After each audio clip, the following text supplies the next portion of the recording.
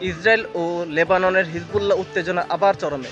লেবাননের দক্ষিণাঞ্চলে হিজবুল্লাহর অবস্থান লক্ষ্য করে একক বিমান হামলা চালিয়েছে ইসরায়েল।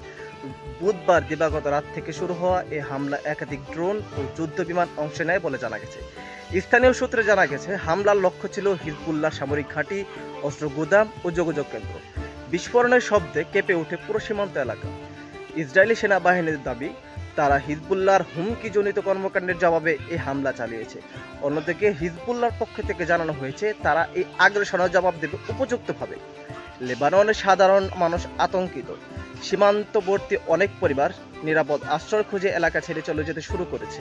বিশ্লেষকদের মতে গাজা যুদ্ধের ছায়া এখন স্পষ্টভাবে লেবানন ইসরায়েল সীমান্তে বিস্তৃত হচ্ছে। সংঘাত বাড়তে থাকলে মধ্যপ্রাচ্যে আরো বড় আকারের যুদ্ধের ঝুঁকি তৈরি হতে পারে। জাতিসংঘ ও আন্তর্জাতিক সম্প্রদায় এই নিরসনে কী পদক্ষেপ নেবে তা সময় বলে দেবে।